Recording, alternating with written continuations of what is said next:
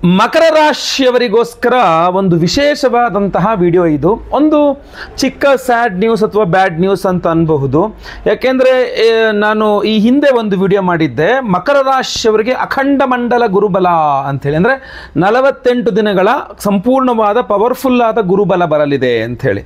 ಸದ್ಯ ಈಗ ಅದರ ಅಂಡರ್ನಲ್ಲೇ ಇರತಕ್ಕಂಥದ್ದು. ಆದರೆ ಡಿಸೆಂಬರ್ 4ನೇ ತಾರೀಕಿಗೆ ಇದು ಮುಕ್ತಾಯವಾಗಲಿದೆ.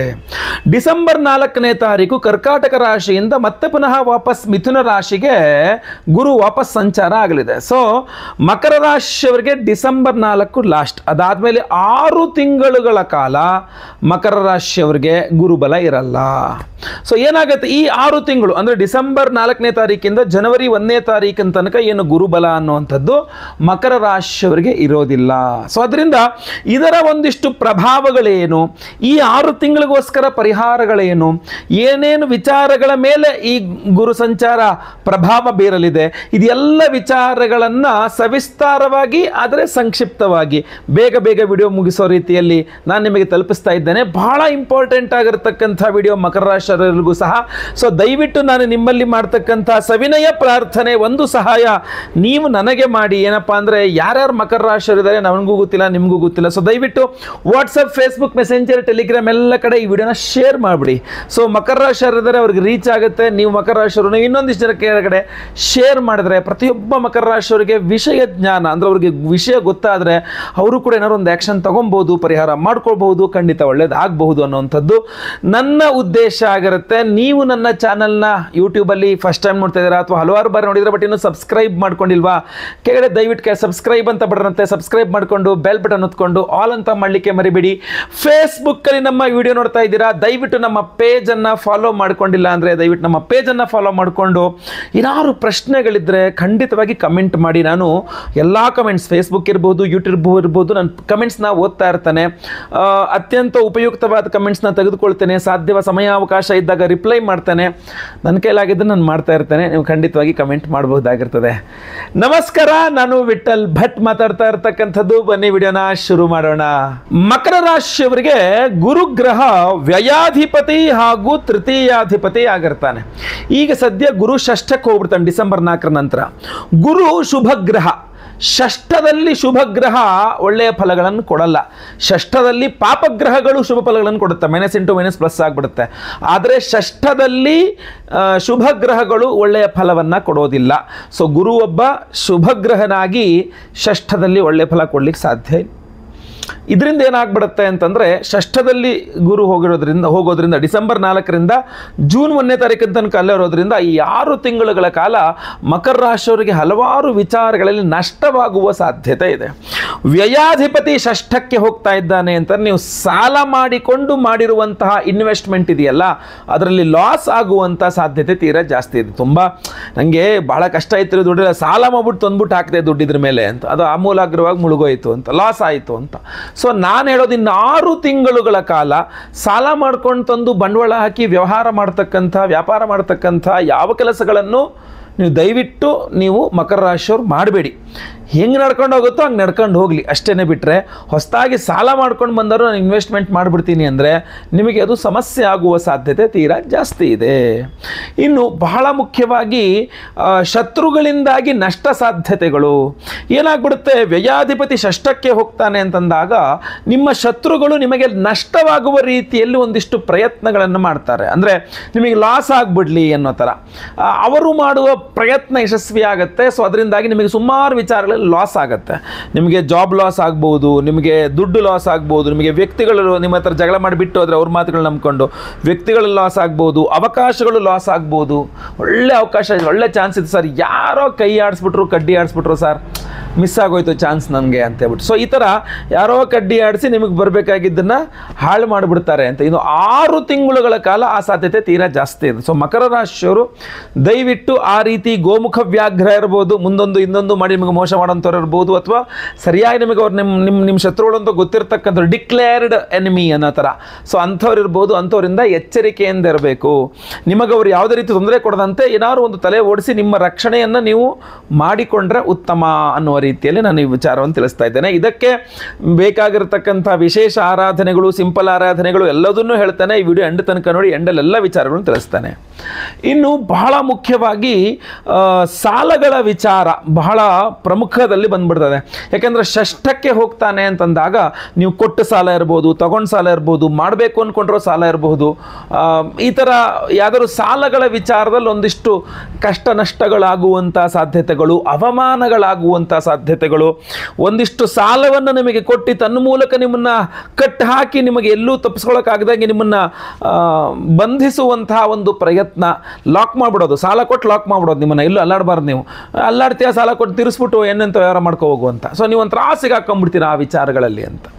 ಸೊ ಈ ಬಗ್ಗೆ ಬಹಳ ಗಮನಿಸಬೇಕಾಗಿರ್ತದೆ. ಇನ್ನೂ ಮುಖ್ಯವಾಗಿ ಸಹೋದರ ಸಹೋದರಿ, ನೀವು ಮಕರ ರಾಶಿಯವರಾಗಿದ್ದು ನಿಮಗೆ ಅಣ್ಣ ಅಥವಾ ತಂಗಿ ಅಥವಾ ತಮ್ಮ ಅಥವಾ ಅಕ್ಕ ಯಾರೇ ಇರಲಿ, ಅವರು ಒಂದೇ ನಿಮ್ಮ ಹತ್ರ ಜಗಳ ಮಾಡಿಕೊಂಡು, ಅಂದರೆ ಬೇರೆ ಯಾರ್ದೋ ಒಂದಿಷ್ಟು ಮಾತುಗಳನ್ನು ಕೇಳ್ಕೊಂಡು ನಿಮ್ಮ ಹತ್ರ ಜಗಳ ಮಾಡ್ತಾರೆ ಅನ್ನೋಂಥ ಸ್ಪಷ್ಟವಾಗಿ. ಅಂದರೆ ನಿಮ್ಮ ಸಹೋದರ ಸಹೋದರಿಯರು ಯಾರ್ದೋ ಮಾತು ಕೇಳಿಕೊಂಡು ನಿಮ್ಮ ಹತ್ರ ಜಗಳ ಮಾಡ್ತಕ್ಕಂಥದ್ದು, ನಿಮ್ಮ ಹತ್ರ ಶತ್ರುತ್ವವನ್ನು, ಅಂದರೆ ನೀವು ದೊಡ್ಡ ಶತ್ರು ನೀವು ಅನ್ನೋ ಥರ ನಿಮ್ಮ ಹತ್ರ ಇದೇನು ವ್ಯವಹರಿಸ್ತಕ್ಕಂಥದ್ದು, ದುಶ್ಮನಿ ಮಾಡ್ತಕ್ಕಂಥದ್ದು, ಸೇಡು ತೀರಿಸ್ಕೊಳ್ಳೋಕ್ಕೆ ಪ್ರಯತ್ನ ಮಾಡ್ತಕ್ಕಂಥದ್ದು, ಇದೆಲ್ಲ ತೀರಾ ಜಾಸ್ತಿ ಆಗುವಂಥದ್ದಿದೆ. ನಿಮ್ಮ ಒಡ ಹುಟ್ಟಿದವರಿಂದಲೇ ಆ ಸಾಧ್ಯತೆಗಳು ಜಾಸ್ತಿ ಇದೆ.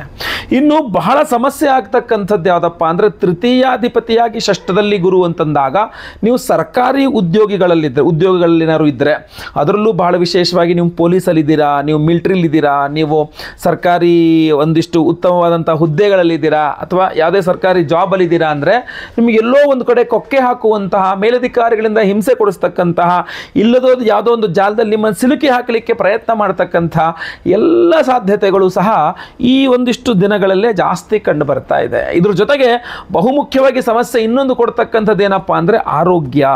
ಯಾಕೆಂದರೆ ಷಷ್ಠದಲ್ಲಿ ಗುರು ಹೋದ ಅಂದರೆ ಹೊಟ್ಟೆಗೆ ಸಂಬಂಧಪಟ್ಟಂಥ ಒಂದು ಆಸಿಡಿಟಿ ಆಗ್ತಕ್ಕಂಥದ್ದು, ಅಥವಾ ಜೀರ್ಣ ಆಗ್ತಕ್ಕಂಥದ್ದು, ಲಿವರ್ ರಿಲೇಟೆಡ್ ಪಿತ್ತಕೋಶ ಸಂಬಂಧಿತ ಸಮಸ್ಯೆಗಳಾಗಿರ್ತಕ್ಕಂಥದ್ದು, ಅಥವಾ ಎಂತ ಹೇಳ್ತೀವಿ ನಿಮಗೆ ಗ್ಯಾಸ್ಟ್ರೈಟಿಸ್ ಆಗ್ತಕ್ಕಂಥದ್ದು, ಗ್ಯಾಸ್, ಈ ಥರದ ಪ್ರಾಬ್ಲಮ್ ಆಗ್ತಕ್ಕಂಥದ್ದು, ಅಜೀರ್ಣ, ಅಲ್ಸರ್, ಇದೆಲ್ಲ ಹೊಟ್ಟೆಗೆ ಸಂಬಂಧಪಟ್ಟಂಥ ಒಂದಿಷ್ಟು ಸಮಸ್ಯೆಗಳು ಜಾಸ್ತಿ ಆಗುವ ಸಾಧ್ಯತೆಗಳಿದೆ. ಇದರಿಂದ ಏನಾಗ್ಬಿಡುತ್ತೆ, ನಿಮಗೆ ಸರಿಯಾಗಿ ಯಾವುದರಲ್ಲೂ ನೀವು ಭಾಗವಹಿಸ್ಲಿಕ್ಕಾಗಲ್ಲ. ಅದು ನೀವು ಉದ್ಯೋಗ ಆಗಿರ್ಬೋದು, ವ್ಯಾಪಾರ ಆಗಿರಬಹುದು, ವ್ಯವಹಾರ ಆಗಿರಬಹುದು, ದಿನನಿತ್ಯ ಜೀವನದಲ್ಲಿ ಸರಿಯಾಗಿ ನಿಮ್ಮನ್ನು ನೀವು ತೊಡಗಿಸ್ಕೊಳ್ಳೋಕ್ಕಾಗದೆ ಷಷ್ಠದ ಗುರುವಿನಿಂದಾಗಿ ಒಂದಿಷ್ಟು ನಷ್ಟಗಳನ್ನು ಸಹ ನೀವು ನೋಡಬೇಕಾದ ಪರಿಸ್ಥಿತಿ ಕಂಡು ಬರ್ತಾ ಇದೆ. ಇದರಲ್ಲಿ ವಿದೇಶ ಹೋಗುವ ಪ್ರಯತ್ನ ಮಾಡ್ತಕ್ಕಂಥವ್ರಿಗೂ ಸಹ ಭಾಳಷ್ಟು ಹಿನ್ನಡೆ ಆಗತಕ್ಕಂಥದ್ದು ಇದರಲ್ಲಿ ಕಂಡು ಬರ್ತಾ ಇದೆ. ವಿದೇಶವಾಸ, ವಿದೇಶ ಪ್ರಯಾಣ, ವಿದೇಶಕ್ಕೆ ಸಂಬಂಧಪಟ್ಟಂಥದ್ದಕ್ಕೂ ಸ್ವಲ್ಪ ಹಿನ್ನಡೆ ಆಗಲಿದೆ. ಇನ್ನು ಸಹಜ ಸ್ವಾಭಾವಿಕವಾಗಿ 48 ದಿನಗಳ ಕಾಲ ಅಖಂಡ ಮಂಡಲ ಗುರುಬಲ ಇದ್ದಿದ್ದರಿಂದಾಗಿ ನಿಮಗೇನಾಗಿತ್ತು, ವಿವಾಹಾದಿ ವಿಚಾರಗಳಲ್ಲಿ ಅಥವಾ ಯಾವುದೋ ಕೆಲವಿಷ್ಟು ವಿಚಾರಗಳಲ್ಲಿ ನಿಮಗೆ ಮುನ್ನಡೆ ಸಿಕ್ಕಿತ್ತು. ಈಗ ಅಕಸ್ಮಾತ್ ನೀವು ಮಕರ ರಾಶಿಯವರು ಮದುವೆ ಆಗಿಲ್ಲ, ಈ ಡಿಸೆಂಬರ್ 4ರ ತನಕ ನಿಮ್ಗೆ ಒಳ್ಳೆ ಸಂಬಂಧಗಳು ಬರುವಂಥದ್ದು, ಒಳ್ಳೆ ಅವಕಾಶಗಳು ಬರುವಂಥದ್ದು ಆಗಿತ್ತು, ಅವಿವಾಹಿತರಾಗಿತ್ತು. ಬಟ್ ಡಿಸೆಂಬರ್ 4ರ ಒಳಗಡೆ ಏನು ಫೈನಲೈಸ್ ನೀವು ಮಾಡಿಲ್ಲ ಅಂದರೆ ಡಿಸೆಂಬರ್ 5ನೇ ತಾರೀಕು ನಂತರ ಏನಾಗ್ಬಿಡುತ್ತೆ, ಆ ಮದುವೆ ಅವಕಾಶ ನೀವು ಕಳ್ಕೊಳ್ಳುವ ಸಾಧ್ಯತೆ ತೀರಾ ಜಾಸ್ತಿ ಇರ್ತದೆ. ಅಥವಾ ಮದುವೆ ಆಗೋಗಿದೆ, ಗಂಡ ಹೆಂಡತಿ ಜಗಳ ಇತ್ತು, ಏನೋ ಕೂತ್ಕೊಂಡೆಲ್ಲ ಸಾರ್ಟ್ ಔಟ್ ಆಗ್ತಾ ಇತ್ತು ಅಂತ ಅನಿಸ್ತದೆ. ಬಟ್ ಡಿಸೆಂಬರ್ 4ರ ನಂತರ ಮತ್ತೆ ಪುನಃ ಜಗಳ ಮನಸ್ತಾಪಗಳೇ ಆಗುತ್ತೆ, ಮತ್ತೆ ಎಳೆದಾಡುತ್ತೆ ಅದು. ಆಮೇಲೆ ಯಾವುದೋ ಸೈಟ್ ತೊಗೊಳೋಕ್ಕೆ ಎಲ್ಲ ಓಡಾಡ್ತಾ ಇದ್ರಿ, ಒಂದು ಮನೆ ತೊಗೊಳಕ್ಕೆ ಓಡಾಡ್ತಾ ಇದ್ರಿ, ಒಂದು ಜಮೀನಿಗೇನೋ ಓಡಾಡ್ತಾ ಇದ್ರಿ, ಯಾವುದೋ ಒಂದು ದೊಡ್ಡ ಇಂಪಾರ್ಟೆಂಟ್ ಗುರುಬಲ 42 ದಿವಸ ಇದೆಯಪ್ಪ, ಏನೋ ಒಂದು ಅವಕಾಶ ಸಿಕ್ಕಿದೆ ಮಾಡೋಣ ಅಂತ ಹೋಗ್ತಾ ಇದ್ರಿ, ಲಾಸ್ಟ್ ಮೊಮೆಂಟಲ್ಲಿ ಅದು ಕ್ಯಾನ್ಸಲ್ಲು, ಅದು ಆಗಲಿಲ್ಲ, ವ್ಯವಹಾರ ಮಾಡೋಕ್ಕಾಗಲಿ. ಯಾಕೆಂದರೆ ದಿನ ಮುಗಿದೋಯ್ತಲ್ಲ, ಸ್ಟಾರ್ಟಿಂಗಿಂದನೇ ಯಾರು ಬೆಟ್ ಅಂತ ಆಗ್ಬಿಡ್ಬೇಕಾಗಿತ್ತು. ಅದು ಪ್ರಮೋಷನ್ ನಿಮಗೆ ಅಂದಿದ್ರು ಗುರುಬಲದಿಂದ ಅಂತ ಅನ್ಕೊಂಡಿದ್ರಿ, ಲಾಸ್ಟ್ ಮೊಮೆಂಟಲ್ಲಿ ಅದು ಕ್ಯಾನ್ಸಲ್ಲು. ನಿಮಗೆ ಸ್ಯಾಲ್ರಿ ಹೈಕು ಅಂತ ಆಸೆ ತೋರಿಸಿದ್ರು, ವೆರಿ ಗುಡ್, ಗುರುಬಲದಿಂದಾಗ ಆಗಿತ್ತು ಅಂದ್ಕೊಂಡೆ, ಅದು ಕ್ಯಾನ್ಸಲ್ ಆಗ, ಯಾಕೆಂದರೆ 48 ದಿವಸ ಮುಗಿದೋಯ್ತಲ್ಲ. ಸೊ ಅದರಿಂದಾಗಿ ಅದು ಕಚ್ಕೊಳ್ಳಿಲ್ಲ ಸರಿಯಾಗಿ ಅಂತ. ಸೊ ಅದರಿಂದ ಈ ತರಹ ಸ್ವಲ್ಪ ಕೈಗೆ ಬಂದು ತುತ್ತು ಬಾಯಿಗೆ ಬರಲಿಲ್ಲ ಅನ್ನುವ ರೀತಿಯಲ್ಲಿ 48 ದಿನಗಳ ಕಾಲದ ಅಖಂಡ ಮಂಡಲ ಗುರು ಬಲ ಮುಗಿದ ನಂತರ ಡಿಸೆಂಬರ್ 4ನೇ ತಾರೀಕಿನ ನಂತರ 6 ತಿಂಗಳ ಕಾಲ ಮತ್ತೆ ಸ್ವಲ್ಪ ಹಿಂದೇಟು, ನಿಮಗೆ ಪ್ರಾಮುಖ್ಯತೆ ಕೊಡಲ್ಲ, ನೀವು ಒಂದು ಸ್ವಲ್ಪ ಹಿಂದೆ ಸರಿದು ಬಿಡ್ತೀರಿ, ಹಿಂದೆ ಉಳಿದು ಬಿಡ್ತೀರಿ ಅನ್ನುವ ಸಾಧ್ಯತೆಗಳು ಜಾಸ್ತಿ ಇದೆ. ಇದೆಲ್ಲ ಸಮಸ್ಯೆಗಳಿಗೂ ವಿಶೇಷವಾಗಿ ಪರಿಹಾರ ಮಾಡಿಕೊಳ್ಳುವ ರೀತಿಯಲ್ಲಿ ನೀವು ಪಂಚಾಕ್ಷರಿ ಮಂತ್ರ ಓಂ ನಮಃ ಶಿವಾಯ ಮಂತ್ರವನ್ನು ದಿನ ಒಂದು 333 ಬಾರಿ ಜಪ ಮಾಡಬಹುದು. ಇಲ್ಲ ಅಂತಂದ್ರೆ ಬಹಳ ಮುಖ್ಯವಾಗಿ ಈಸಿಯಾಗಿ ನೀವು ಮಾಡಬಹುದಾಗಿರ್ತದೆ. ಇನ್ನು 6 ತಿಂಗಳಲ್ವಾ, ತಿಂಗಳಿಗೆ ಒಂದು ಗುರುವಾರ ನೀವು ಮನೆ ಹತ್ತಿರದಿರುವ ಈಶ್ವರನ ದೇವಸ್ಥಾನಕ್ಕೆ ಹೋಗಿ ಅಲ್ಲಿ ಹರಿದ್ರೋದಕ ರುದ್ರಾಭಿಷೇಕ ಅಂತ, ಹರಿದ್ರ ಅಂದರೆ ಅರಿಶಿಣದ ನೀರಿನಲ್ಲಿ ಈಶ್ವರನಿಗೆ ರುದ್ರಾಭಿಷೇಕವನ್ನು ಮಾಡಿಸುವಂಥದ್ದು, ಬಿಲ್ವ ಪತ್ರೆಯಲ್ಲಿ ಅರ್ಚನೆ ಮಾಡಿಸ್ತಕ್ಕಂಥದ್ದು. ತಿಂಗಳಿಗೆ 1 ಗುರುವಾರ 6 ತಿಂಗಳ ತನಕ ಮಾಡಬಹುದು ಈ ಕೆಲಸವನ್ನು. ಇನ್ನಂತರ ಏನು ಮಾಡಬಹುದು ಅಂತಂದರೆ, ಮನೆ ಹತ್ತಿರದಲ್ಲಿ ಇರತಕ್ಕಂಥ ರಾಘವೇಂದ್ರ ಸ್ವಾಮಿ ಟೆಂಪಲ್ ಇರ್ಬೋದು, ಈ ಥರ ಗುರು ಸನ್ನಿಧಾನಗಳು ಹೋಗಿ ಬರೋದಿಲ್ಲ. ನನ್ನ ಪ್ರಕಾರ ವಿಶೇಷವಾಗಿ ಸ್ಟಾರ್ಟಿಂಗಲ್ಲೇ ಜನವರಿನಲ್ಲೇ ನೀವೇನು ಮಾಡಬೇಕು, ಡಿಸೆಂಬರ್ನಲ್ಲೇ, ಜನವರಿನೂ ಅಲ್ಲ, ಡಿಸೆಂಬರ್ 4ನೇ ತಾರೀಕು ನಂತರ ಒಂದು ವಾರ 15 ದಿವಸ ಒಳಗಡೆ ಹೆಂಗಿದ್ರು ಈ ಕ್ರಿಸ್ಮಸ್ ರಜೆ ಎಲ್ಲ ಇರೋದ್ರಿಂದಾಗಿ ನೀವು ಗಾಣಗಾಪುರಕ್ಕೆ ಹೋಗಿ ಬರೋದಾಗಿರಬಹುದು, ಮಂತ್ರಾಲಯಕ್ಕೆ ಹೋಗಿ ಬರೋದಾಗಿರಬಹುದು. ಗುರು ಸನ್ನಿಧಾನಗಳು, ಶ್ರೀಧರ ಸ್ವಾಮಿಗಳ ಆಶ್ರಮ ಇದೆ, ಸಾಗರ ಶ್ರೀಧರ ಸ್ವಾಮಿಗಳ ಆಶ್ರಮ ಇದೆ ಸಾಗರದಲ್ಲಿ, ಅಲ್ಲಿ ವರದಹಳ್ಳಿಗೆ ಹೋಗಿ ದರ್ಶನ ಮಾಡಿಕೊಂಡು ಪ್ರಾರ್ಥನೆ ಮಾಡ್ಕೊಂಡು ಬರ್ತಕ್ಕಂಥದ್ದು ಇರ್ಬೋದು. ಹೀಗೆ ಗುರು ಸನ್ನಿಧಾನಗಳು ಎಲ್ಲಿ ಬೇಕಾದರೂ ಆಗಿರಬಹುದು, ಹೋಗಿ ನೀವು ಒಂದು ದರ್ಶನ ಪ್ರಾರ್ಥನೆ ಪೂಜೆ ಮಾಡ್ಕೊಂಡು ಮಂತ್ರಾಕ್ಷತೆ ತಂದುಕೊಳ್ತಕ್ಕಂಥದ್ದು ನಿಮಗೆ ತುಂಬ ಅನುಕೂಲ ಆಗ್ತದೆ. ಇನ್ನು ಬಹಳ ವಿಶೇಷವಾದ ಪರಿಹಾರ, ವಿಶೇಷವಾದ ಪ್ರಸಾದಗಳು ಏನಪ್ಪ ಅಂತಂದರೆ, ಡಿಸೆಂಬರ್ 4ನೇ ತಾರೀಕು ಗುರುವಾರ ಹುಣ್ಣಿಮೆ, ಗುರುಪೂರ್ಣಿಮೆ ಅನ್ನೋ ಥರ ಬಂದಿದೆ. ಅದು ಅವತ್ತು ದತ್ತಾತ್ರೇಯರ ಜಯಂತಿ, ಅವತ್ತು ಮಾರ್ಗಶೀರ್ಷ ಹುಣ್ಣಿಮೆ, ಗುರು ದತ್ತಾತ್ರೇಯರ ಜಯಂತಿ. ಆ ದತ್ತ ಜಯಂತಿ ದಿವಸ ಗುರುವಾರ ಬೇರೆ ಬಂದಿದೆ. ಸೊ ತುಂಬ ಅದೃಷ್ಟವಾಗಿರತಕ್ಕಂತಹ ಒಂದು ದಿನ ಅವತ್ತು. ಅವತ್ತಿನ ದಿವಸ ನಮ್ಮ ಯಾಗಶಾಲೆಯಲ್ಲಿ ಗುರು ದತ್ತಾತ್ರೇಯರ ಹೋಮವನ್ನು ಮಾಡ್ತಾ ಇದ್ದೇವೆ. ಲಕ್ಷ್ಮೀ ಮಹಾಸುದರ್ಶನ ಹೋಮ, ಲಕ್ಷ್ಮೀ ಸುದರ್ಶನ ಹೋಮ, ಗುರು ದತ್ತಾತ್ರೇಯ ಹೋಮ, ಭಾಗ್ಯ ಸೂಕ್ತ ಹೋಮ. ನಾನು ಈ ವಿಡಿಯೋ ಡಿಸ್ಕ್ರಿಪ್ಷನ್ನಲ್ಲಿ ನಿಮಗೊಂದು ಮಂತ್ರದ ಲಿಂಕನ್ನು ಹಾಕ್ತೇನೆ. ಪ್ರತಿ ದಿವಸ ಆ ಮಂತ್ರವನ್ನು ಬೆಳಗ್ಗೆ ಎದ್ದು ಸ್ನಾನ ಮಾಡಿ 3 ಬಾರಿ ಕೇಳಿಸ್ಕೊಂಡ್ರು ಕೂಡ ನಿಮಗೆ ಆ ಒಂದು ಅನುಕೂಲ ಆಗ್ತದೆ. ವಿಚಾರ ತುಂಬ ಭಾಗ್ಯ ಸೂಕ್ತ ಅಂತೇಳಿ, ಜೀವನದಲ್ಲಿ ಅದೃಷ್ಟವನ್ನು ಕೊಡ್ತಕ್ಕಂಥ ವೇದಮಂತ್ರ ಅದು. ನಾನು ಹೇಳ್ಕೊಂತೀನಿ ಅನ್ನೋಕ್ಕಾಗಲ್ಲ, ಅದು ವೇದಮಂತ್ರ, ಅದು ನೀವು ಕೇಳ್ಬೋದು ಅಷ್ಟೇ. ಸೊ ಅದರಿಂದಾಗಿ ಆ ಮಂತ್ರವನ್ನು ನಾನು ವಿಡಿಯೋ ಮಾಡಿದ್ದೀನಿ, ಲಿಂಕಲ್ಲಿ ಹಾಕ್ತೇನೆ. ವಿಡಿಯೋ ಲಿಂಕ್ ಡಿಸ್ಕ್ರಿಪ್ಷನ್ ಚೆಕ್ ಮಾಡ್ಕೊಳ್ಳಿ. ಆ ವಿಡಿಯೋ ಡಿಸ್ಕ್ರಿಪ್ಷನಲ್ಲಿ ಇರ್ತದೆ ಅದು ಲಿಂಕು. ಸೊ ಪ್ರತಿ ದಿವಸ ಕೇಳಿಸ್ಕೊಳ್ಬೋದು, ಅದಕ್ಕೆ ₹1 ಖರ್ಚಿಲ್ಲ. ಆದರೆ ನಾವು ಆ ಮಂತ್ರದಿಂದ ಹೋಮವನ್ನು ಸಹ ಮಾಡ್ತಾ ಇದ್ದೇವೆ. ಅದಕ್ಕೆ ನೀವು ಸಂಕಲ್ಪ ಸೇವೆಗೆ ಹೆಸರು ಕೊಟ್ಕೊಳ್ಬಹುದು. ನೋಡಿ, ಒಂದೇ ಸಂಕಲ್ಪ ಸೇವೆ, ಡಿಸೆಂಬರ್ 4ನೇ ತಾರೀಕು ಹುಣ್ಣಿಮೆ ಗುರುವಾರ ದಿವಸ ಗುರು ದತ್ತಾತ್ರೇಯ ಹೋಮ, ಲಕ್ಷ್ಮೀ ಸುದರ್ಶನ ಹೋಮ, ಭಾಗ್ಯ ಸೂಕ್ತ ಹೋಮ, ಆಮೇಲೆ ಆಶ್ಲೇಷ ಬಲಿ ಪೂಜೆ, ಸರ್ಪಶಾಂತಿ ಹೋಮ, ಗುರು ಶಾಂತಿ, ಶನಿ ಶಾಂತಿ, ನವಗ್ರಹ ಶಾಂತಿ ಹೋಮಗಳು. ಇದಿಷ್ಟೆಲ್ಲ ಹೋಮಗಳು ಜೊತೆಗೆ ಸಂತಾನ ಗೋಪಾಲಕೃಷ್ಣ ಹೋಮನೂ ಇರ್ತದೆ.